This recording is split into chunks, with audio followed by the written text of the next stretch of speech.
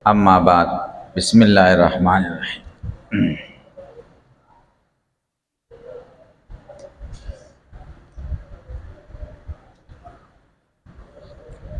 وعن أبي أمامة رضي الله تعالى عنه قال قال رسول الله صلى الله عليه وسلم من أحب لله وأبغض لله وأعطى لله ومنع لله فقد استكمل الإيمان. رواه أبو داود ورواه الترمذي عن معاذ بن أنس مع تقديم وتأخير وفي فقد استكمل ایمانه. دا حضرت ابو امامه رضی اللہ تعالی عنہ په دې حدیث کې پنځو خبرو ته ګورئ. اول احوال دراوی د حدیث، دویم بحث مختصر تشریح د حدیث، دریم بحث ما هو المقصود من الحدیث، سلورم بحث مطابقت د حدیث د کتاب الایمان سره، پنځم بحث حل د مفردات. اول بحث احوال د راوی د حدیث. د دې حدیث راوی دی سیدنا ابو امامه رضی الله تعالی عنہ. د خپل نوم د سودی ابن عجلان ابن حارث، سودی په سواد سره، په کنیت سره زیات مشهور دی ابو امامه باهلی. د قبیله باهلا یو شاخ سهم سره تعلق دی.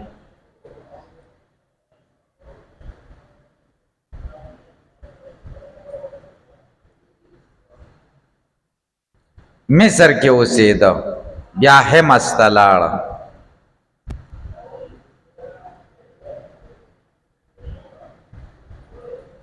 شپږ اتیا هجري کې یا یو اتیا هجري کې د یو نوي یا یو سل شپږو کلو په عمر وفات شو. آخر من مات بالشام من الصحابه، صحابو کې چې شام کې کم یو صحابي اخري وفات شوی نو دی. بس بیا د صحابو سلسله شام کې ختمه شو. 250 حدیث د دنه روایت شوي.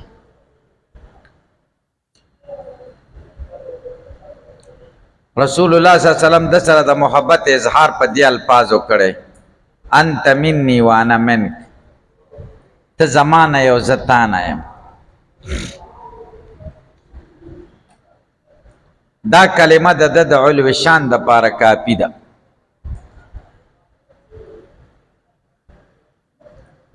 دیم باز مختصر تشریح د حدیث شریف. حضرت ابو امامه رضی اللہ تعالی عنہ فرمائی چې رسول الله صلی الله علیه وسلم فرمایلی: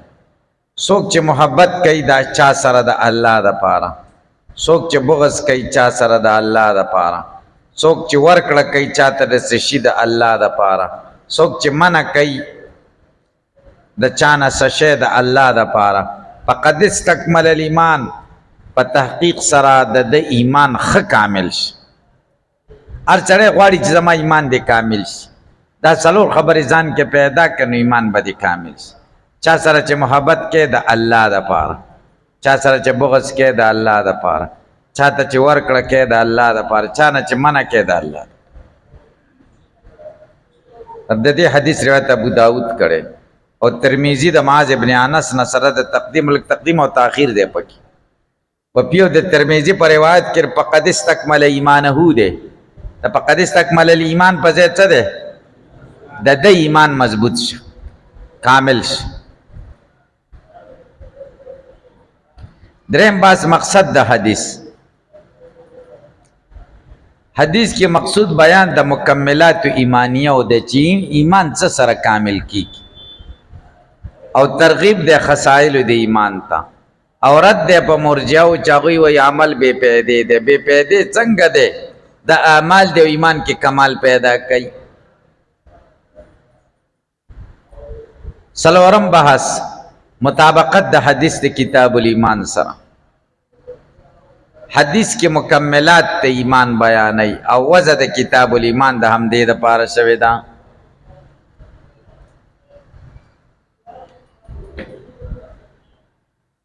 پنځم باسحل د مفردات من احب لله د احب مفعول د افادی د عموم د پاره حذف شوی دی تقدیر د عبارت داسې دی من احب شخصا لله څوک چې د کم سړي سره محبت کوي نو د الله د پاره مفعول ولې حذف دی د افادی د عموم د پاره چې هر سړی ته مراد شي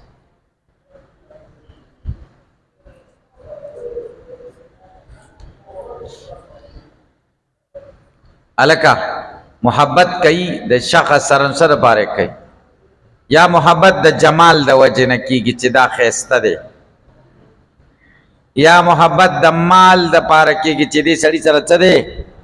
مال دی یا محبت چې کم دی د کمال د وجه نه کیږي د کې دا کمال دی یا محبت د قرابت د وجه نه کیږي چې د سره می رشتہ ده یو رشتہ دی ور سره دا محبتونه چې کوم دي دا د ایمان حصہ نه ده ایمان په نه کاملی کم محبت باندې ایمان کم چې چا سره د محبت دی خالص د الله د پاره خالص بس او زما په فکر خالص محبت طالبان یو بل سره او د استاد او د شاګردانو او د تبلیغیانو په خپل مینس کې دا خالص محبت د زما په فکر دی کنه دی هیڅ غرض ور سره دی کې غرضونه مر اچوي خالص د الله ده تاسو په خبره پوه شئ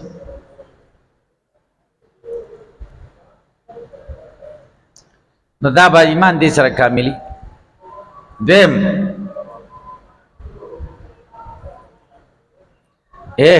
محبت دې ور سره په دې چې دا زما یو رشتہ ده چې لا اله الا الله رشتہ دې چې ارسو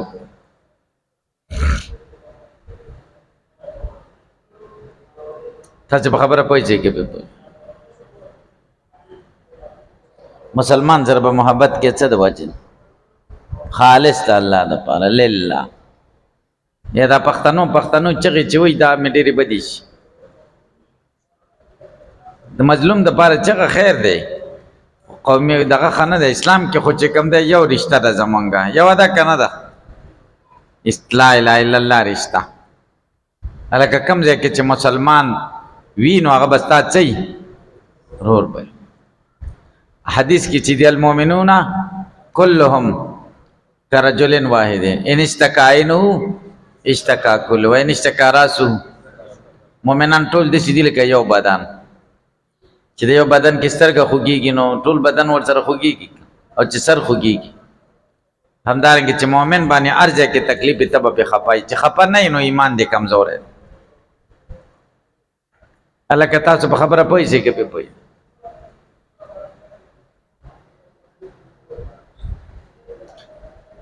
تاسو په خبره پوه شئ لکه کې په پوه نه شئ وابغض لله او بغض کوي څه د پاره لله دا دې سره ایمان ځکه کاملی کې دا کارونه ګران دي اسانه نه دي ته چې چا سره محبت کې خامخا خبرې پکې او څه ها یو څه غرض به پکې یو څه غرض الکه په پوي چې کې په یو غرض به پکې نو دا ګران کار دی ځکه دې سره ایمان مضبوط دی وابغض لله چې بغض کوي د چا سره به کوي شاده پاره خالص د الله د پاره چا سره بغض دیو جنا چې پیسو معاملات باندې مې ور سره جګړه ده یا ما ته کنځلي کړې دي یا زما سلام نه دی اخیسته یا زما بی ادبی کړي ځکه ور سره بغض کوم نه صرف د څه لپاره بغض الله لپاره چې الله دشمن دی ځکه ور سره بغض دا ایمان کاملی بغض به د چا سره کې سلورو کسانو سره به بغض کې کافر سره به بغض کې اول لا يتخذ المؤمنون الكافرين من دون المؤمن مؤمنان با کافران په دوستی نه نیسی ما سوا د مؤمنانو دویم نمبر بغض به د چا سره کې ظالم سره ظالم سره به د بغض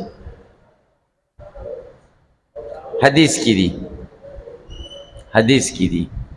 چې څوک د ظالم سره روان شي او دغه حمایت وکړي وهو یعلم انه ظالم دی پوهیږي چې دی ظالم دی وای د خدای عرش د خفګان د وجې نه خوځېږي چې دله وګوره پوهیږي چې ظالم دی او حمایت یې کوي نو دویم بغض به دی د چا سره ظالم سره پې پوه شي ظالم سره به بغض کوي که یارېږي څه ویلی نه شي نو خاموشه شه زړه کې بغض خو در نه راوړی نه دی زړه کې بغض کوه دریم نمبر د فاسق سره به بغض کې فاسق چې څوک غلط کار کوي غلطه ګناه کوي ګناه کبیره کوي خو د فاسق سره به د بغض د ذات سره نه بلکې د چا سره به د دې پیل چې پیل نه توبه وباسي بیا به د ورسره بیرته ورولي پوډري سره به د بغض وي چرسي سره د څه د وجې نه د دې بد عمل چې د بد عمل نه توبه وباسي بس خبره خلاصه شو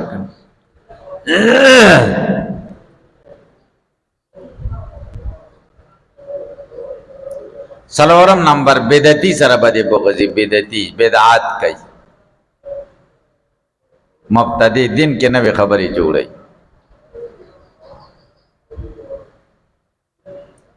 ځکه حدیث کې دي من حدث فی امرنا هذا ما ليس منه فهو رد چا چې دین کې نوې خبره پیدا کړه چې زمونږ دین نه نه وي فهو رد نو دا خبره مردوده ده مردوده او امام مالک وایي من ابتدع بدعة یراها حسنة فقد زعم ان محمدا خان فی الرسالة چا چې دین کې یو نوې خبره پیدا کړه او د ده دا خیال چې دا نیک کار دی نو د ده دا خیال دی چې نبي علیه السلام په پیغمبرۍ کې خیانت کړی دا شی دین و موږ له نه دی را رسول او کل بدعت ضلاله هر بدعت څه دی گمراهي هلکه پې پوه شي بغض به دی د دې څلورو سره وابغض کې هم مقبول حذف دی د عمومي پاره وابغض شخصا لله الله د پاره بابا علي رضی الله تعالی عنہ یو يهودي څه خبره وکړه او بدواړو بس جګړه شو غېږه شو بس دا يهودي را سمله علي رضی نو د پسینه ناس مړی نه نیولې ا يهودي را ولاړ شلاړي ور ټوکړي د علي رضی په مخ علي رضی نو خوشي کوي زه معاف مې چاته تاسو کو چې اوس خو ډیر زله بدی وکړه مخکې خو جرم کړي او ډیر جرم شو اوس یې ولې پرې وای مخکې میرانی ولې الله درازه ده او چې پکې ذاتی شی راغی چې ما باندې لاړې راتو کړم پرې مې خو د خپل انتقام زناله هلکه دې کې بیا ډېر برکات دي که الله د پاره چې یو کار یې هغه کې څه برکت یې پکې خدای زور ورکوي یو سړی و یو ځای کې به ونې د خلکو عبادت کو سجدې به ورته یو سړی ډېر غوسه شوی چې دا غیر الله ته څنګه عبادت کی غیر الله ته څنګه عبادت کی څه غوسه ده د الله د پاره غوسه ده بغض یې سره پاره تبر را واخیست او را روان شي چې دا ونه را غورځوم لاره کې ورته شیطان راغی د انسان په شکل چېرته ځي وایي ونه را غورځوم ولې وایي خلک یې وایي ته مه کوه که نو خلک دې کوي ته خپله ښه سړیتوب کوه وایي نه که نه وایي زه ته یې نشي را غورځوی غورځولی دواړه په جګړه شو په شیطان چې د انسان په صورت و هغه یې اوچت که ځمکې ته راوغورځوه دا سړی پورته پاسه پې کېناست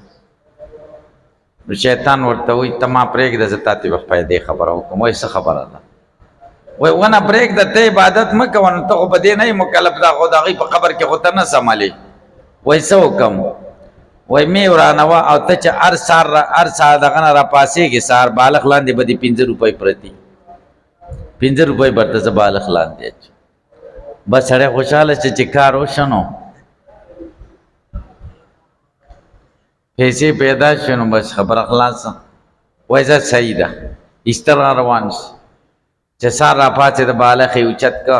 پنځه روپۍ پرتې دي، بله ورځ بیا پنځه دي، بله ورځ بیا پنځه دي، په څلورمه ورځ چې بالغ اوچت که نشته. یو ورځ یې صبر وکړه چې زه بله ورځ یې کیدی شي ډبل واچوي، چې بیا یې اوچت که نشته. سړی بیا سخت غوسه شو، خو دا ځل غوسه د الله دپاره نه وه، د څه د وجې نه؟ د رحمو دپاره وه. چې را پاڅېده، تبر یې راواخیسته، وایي دا ونه غورځوم. مقه سړی ورته مخې له راغی، وایي څه کې؟ وایي ور، وایي تی نه شي غورځولی. دواړه بیا په جګړه. دا ځل یې سړی د تبر والا را سمله و، شیطان ورته په سینه کې. ده ترې تپوس وکړو چې دا څنګه چل دی؟ مخکې ما را سملولې، اوس تا را سملوه. هغه ورته مخکې تا سره داسې اراده وه او د الله دپاره را پاڅېدله چې زه څه چې غر دیم را سملاو، غرونه دې را چپه کول، ځکه اراده دې مضبوطه وه او د الله دپاره وي. او اوس خو تر پیسو دپاره اوچت شوی، نو ته خو د 2 روپو سړی ته خو دومره مهم سړی نه یې، 5 روپو سړی. هلکه ته 2 روپو سړی، 5 روپو. نو 5 روپو سړی خو زه در غټ غټ سړي را چپه کوم ته چې. نو ګورې چې د الله دپاره بغض یې هغه څنګه وي؟ ای کې ډېر اثر وي. چې د الله دپاره یوه تیزه خبره وکړي، خدای پکې ډېر برکت اچوي، ډېر کار پې کېږي. تاسې په خبره پې پوه شئ که پې پوه نه شئ. او منع وکړي د څه د وجې نه، او اعطا وکړي د څه دپاره، او منع وکړي د څه دپاره؟ الله ده.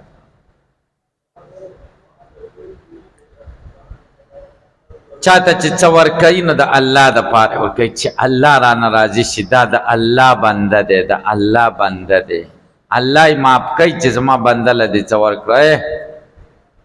ښځه چې د سپي ته اوبه ورکړې وې، زناکاره، خدای بخلې وه. اشرف المخلوقات انسان یو وږی یو څه دې ورکړه، تږی یو څه دې ورکړه، نو قسم په خدای دا غټ قیمتي کار د الله دپاره دې ورکړه، خالص د الله دپاره. دا ډېره ګرانه خبره ده. او منع دې وکړه د څه دپاره؟ الله. عمر رضی الله عنه ته خوشبو راغلې وه، د بار ځای نه خوشبویانې عطر. نو دا یې غوښتل چې د مدینې په زنانهو دا تقسیم کړي. دا به څوک تقسیم کړي؟ خپله ښځه ورته وایي زه یې تقسیم هم کړ. عمر یې نه، بله ښځه راوغواړي چې بل څوک یې تقسیم کړي، په تا یې نه تقسیم. ورته وولې؟ و چې ته تقسیمې خو خپله حصه خو به تا لم میلاو شي، و چې تقسیمې په دې وخت کې تا ته خوشبویي درځي، نو د نورو ښځو نه به ستا دغه خوشبویي زیاته شي، چې مدینې د ښځو عمره شی تا ته ورسي چې دې نه زیات نه. دا منع ده د څه دپاره؟ الله دپاره، خالص د الله. عمر رضی الله تعالی عنہ شپې ناستې بیت المال لیکل کوي، څه برابرۍ د بیت المال ډیوه یې ځان لپاره کړې ده. علي رضی الله عنہ ورغی، وایي څوک یې؟ وایي علي یمه. وایي ښه تپوس درنه کوم، ما سره دې کار دی که نه څه اجتماعي کار پسې راغلی؟ بیت المال څه خبره ده د حکومت؟ وایي تا سره مې ذاتي کار دی. بچې دی کوټې ته ورننوت، هغه ډیوه مړه کړه. نو تپوس یې ترې وکړه. علي رضی الله عنه ورته وایي ګوره چې میلمه راشي خلک ورته رڼا جوړوي، ډیوه ورته بله کړي، او تا ته چې میلمه راغی ډیوه دې بنده کړه، دا ولې؟ او ورته وایي دې ډیوه کې د بیت المال تیل پراته دي، او ما د بیت المال کار کاوه نو ځان له مې لګولی و. اوس چې تا ویل چې تا سره مې ذاتي کار دی، نو ما تا له نه دي مناسب چې ذاتي کارونه د بیت المال په تیلو وکړو، تیل د بیت المال. خو منع یې وکړه، دا رڼا یې منع کړه، بند یې کړه. څه دپاره؟ الله دپاره. تاسې پې پوه شئ که پې پوه نه شئ؟ ما ته وګورئ، مونږ دا چغې وهو دیوبند دی او دیوبندي دی او دیوبند دی، دا وایي که نه؟ دیوبند نه یو خبر، دیوبند نه خبر یې دیوبند هغه بزرګي ځان کې نه پیدا کړي، او دیوبند یقین په خدای وکړه ډېر پنیان مې لیدلي دي دیوبند چغې وهي، یقین په خدای وکړه ای به غټ پني به یې وایي به دیوبند او دیوبند او دی. هلکه خدای دې بې خوباسه، زه دیوبندي یم، زه لکه دیوبند تقوا نه تاسو خبر یې ده، دیوبند دا شی ځان کې پیدا کړ نو دیوبندي. مولانا عبداللطیف سهارنپوري دا د مظاهر العلوم ناظم و، او چې دستاربندي و ټول انتظام به د په لاس کې نو خو به د مازدیګره پورې وه د به ځان سره په دغه کې په یو شي کې د کور نه ترکاري ځان سره راوړې وه چې دا ورځ خو هم کور له نشم تللی هغه به چې دی بیا اوزګار شنه دا بیا یخه خوړه چا ورته چې په دې لنګر کې مطبخ کې به دې ګرمه کړې وه که نه وایي نه دې مطبخ کې خو د مدرسې دغه پراته دي لرګي پکې د څه دي اور د مدرسې په دغه بل شوی دی څنګه پې ګرمه کړمه نو داسې هم دومره تقوا وپکې دغه په حالاتو کې راغلي دي دغه په حالاتو کې چې دی چندې پسې یو ځای لته نو چې یو ځای ته لاړه نو هلته چنده وکړه مدرسې ته بیا د هغه ځینه اراده شوه چې پلانکي کلي له ځمه هلته به چنده م وکړمه او هلته مې یو دوست هم دی د هغه ملاقات به م وکړم نو بیا په دې دغې ډایرۍ کې لیکلي دي چې دومره خرچه رانه دې ځای نه دې ځای پورې کرایي وشوه دې ځای نه دې ځای پورې کرایي شوه او بیا لیکلي چې دې ځای نه غزیره تلل مه ډېره ښه چنده وشوه خو دا کرایي زما د جیب نه ده ځکه زما اراده دا وه چې د دوست سره پکې ملاقات وکړم صرف د چندې اراده مې نه وه تاسې په خبره پوهېږئ که نه پوهېږئ قاسم نانوتوي رحمه الله هغه له چا پیسې راوړې وایي دا واخله او دی زما پیسو ته حاجت نشته پیسو له مې ضرورت نشته زما تنخواه د ما نه ډېره ده وایي بل چاله یې ورکړه وایي که خدای زما به لاس تقسیمولی ما له به یې خپله راکړې وي خدای زما به لاس تقسیمول نه غواړي نو ما له یې نه دي راکړي ټیک شوه د جومات کې سبق ویل چې بار راووتو نو دا پیسې هغه خان د ده په بوټانو کې اچولې د بوټان د پیسو نه ډک چې بار راووتو بوټانو له خپې ور نږدې کړې نو پیسو نه یې دغه ډک بوټان ډک دي ویې خندل شاګردانو ته یې ویلې دا مرداره دنیا ده دې نه چې ځان څومره راغونډی نو ښه به در پسې رامنډې وایي چې ورپسې زور کوې نو تښتي به ده لکه ما ته داسې دیوبندي وښایي چې څوک ورته پیسې راوړي او غټه ګوتۍ او ورته وایي دا مې درته راوړې ده دا واخله هغه وایي زه یې نه هلمه ځکه زه د قاسم نانوتوي بچی یم داسې شته ما ته وښایي بې دیوبندي داسې شته یقین په خدای وکړه که ورته وایي دا د سود روپۍ دي او زه توبه وباسم واخله بس وایي ما ته حلالې دي او دعا ورته وکړئ چې الله تعالی دله جنت کړي داسې ده که نه ده یقین وکړه چې همداسې ده تاسې په خبره پوهېږئ که دا قاله به هغې کوله د څه د وجې نه لله خالص د چا دپاره د الله دپاره نو دا څلور صفتونه چې چا کې راشي په حدیث تکملل ایمان د دې ایمان څه شه پوره شه اوس به په تاسو یو اعتراض وارد شي د دې څلورو څه وجه ده چې دا څلور یې ذکر کړه د دې د تخصیص څه وجه ده تاسو به جواب وکئ دې څلورو کې اخلاص ډېر ګران دی ځکه دا څلور ذکر کړو دې کې اخلاص ډېر زیات ګران دی یا مطلب دا دی چې په دې کې افعال په دوه قسمه دي یو افعال قلوب دي او یو افعال جوارح دي حب او بغض دا افعال قلوب دي او اطاع او منع دا د اندامونو افعال دي اطاع او منع په څه کېږي په اندامونو کې هلکه تاسو پې پوه شئ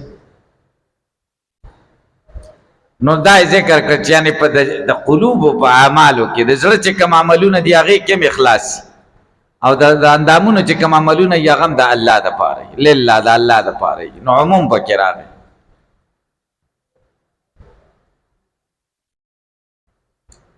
هلکه تاسو په خبره پوه شئ دی بل حدیث ته وګورئ وعن ابي ذر قال قال رسول الله صلی الله علیه وسلم افضل الاعمال الحب بالله والبغض بالله د ابوذر حالات تیر شوي تشریح ته وګورئ رسول الله صلی الله علیه وسلم فرمایلی دي بهترین په عملونو کې د خدای سره محبت دی د خدای د وجې نه او بغض دی د خدای د وجې نه دریم بحث مقصد د حدیث الترغیب الی الحب فی الله والبغض فی الله او رد دی په مرجع وګورئ نبی کریم صلی الله علیه وسلم د اعمالو ترغیب ورکوي چې حب او بغض او تاسو وایئ چې اعمال پیدا نه کوي څلورم بحث مطابقت دی حدیث کی خصائل ایمانیه او مکملات ایمانیه بیانی او وضع د کتاب الایمان هم دې د پاره شوی پنځم باز حل د مفردات الحب فی الله کې دا پا تعلیلیه ده یا الحب لاجل الله والبغض لاجل الله او فی راضی د تعلیل د پاره لکه ان امراتن یو خزوا دخلت النار فی هرتن فی د پیشو د وجنه دوزخ ته لاړه پیشو تړلې و نه خوراک ورکو نه پر خود جزان له خوراک پیدا کی فی هرتن لاجل هرتن نو په د تعلیل د پاره دلته مونږ تاسو باندې بدلته اعتراض واري چې مخکې په حدیث د ابو امامه کې خو څلور چیزونه ذکر شو حب الله بغض بالله اعتاب لله منع لله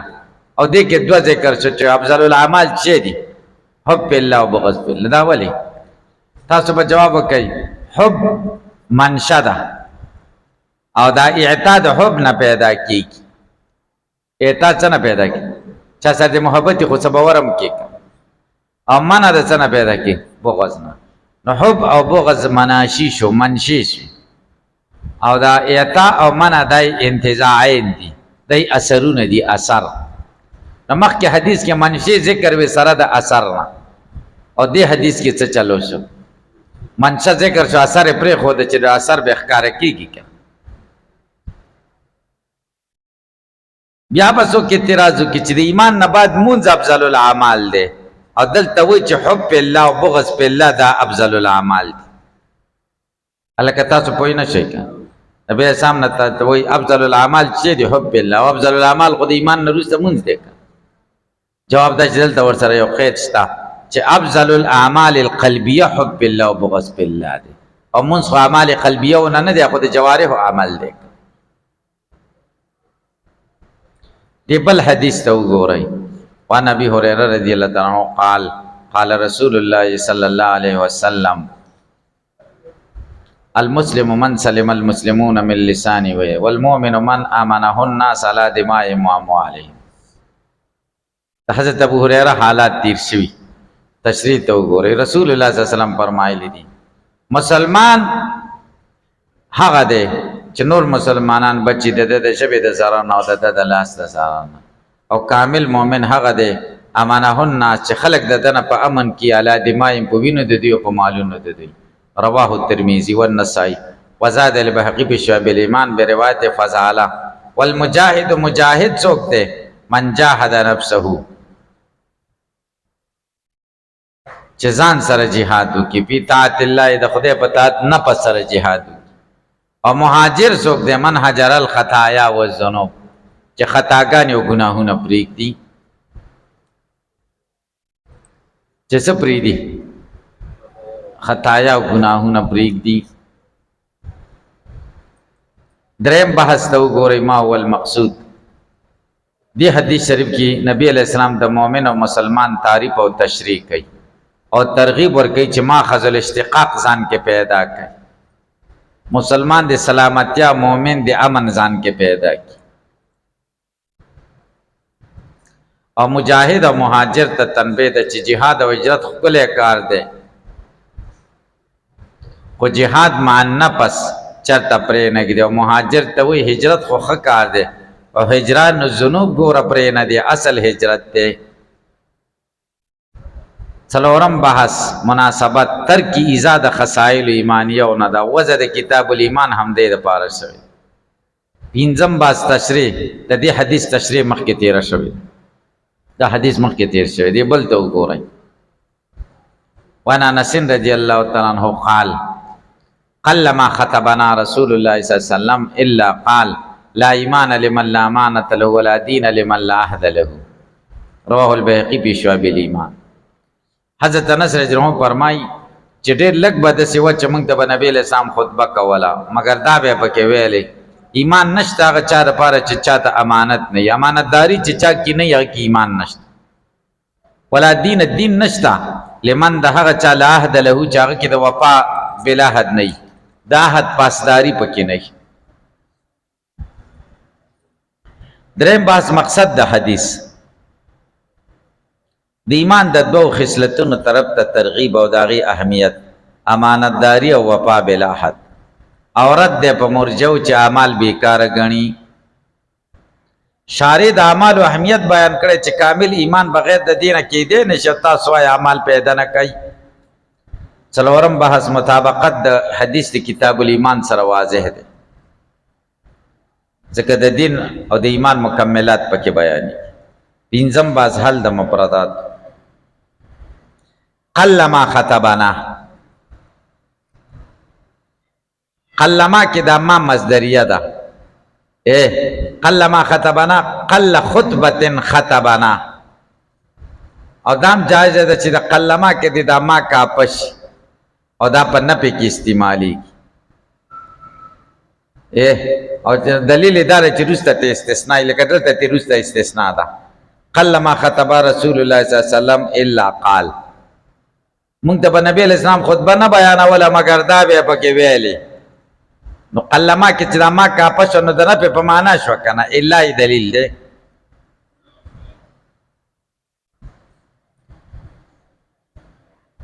اوس به په تاسو اعتراض وارد شي چې دا روایت خو په مرجئه او رد دی، ځکه هغوی اعمال بې پیدې کړي. خو دا خو د معتزله او د خوارجو دلیل شي. معتزله وایي چې چا کې عمل نه وي مرتکب د کبیرې څه دی؟ خارج عن الایمان دی، داخل په الکفر نه دی. او خوارج وایي خارج عن الایمان او داخل. دلته خو نبی اسلام د ایمان نه ویستل څوک چې چا کې عمل نه وي، د دین نه ویسته چې چا کې عمل نه وي، نو مرتکب د کبیرې خارج عن الایمان شکر خوارج او معتزله ودلی شي. تاسو به جواب وکړئ. اول جواب دلته لا د نفي د شی د پاره نه بلکې نفي د کمال د پاره. کامل ایمان نشته پاغه چا کې چې دا نه. اول جواب لا د نفي د شی د پاره نه بلکې د نفي د کمال د پاره. دویم جواب مقصود زجر او تغلیظ دی.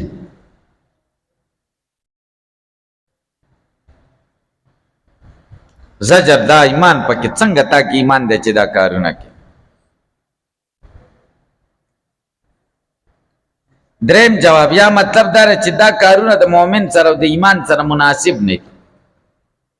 دا کارونه چې څوک کوي دا د ایمان سره مناسب نه دي.